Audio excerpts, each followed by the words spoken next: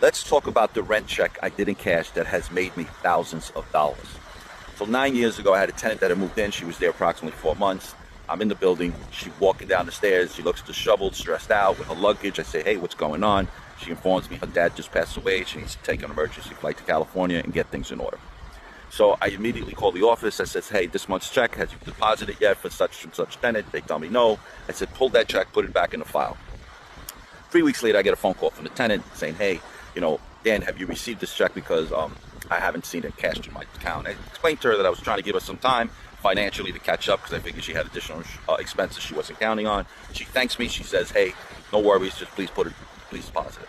So 9 years later, she's telling me she just sent me a notice telling me that she's leaving at the end of October. She bought her property, and she has two friends that want to take over the apartment with a new lease. So I says, absolutely. I says, give me their information. I sent them the application. I do the interview process. During the interview process, both of them say, hey, this person says that you are the best landlord, not only because of the way you keep the property, but because of the way you take consideration to people's lives. Well, the point is this. I went 9 years without a vacancy rate. I'm going to go, I don't know how many more years with these new tenants that I'm taking without a vacancy rate. I did eventually cash a check, but the point is that I gave that person some human dignity, and I also was considerate.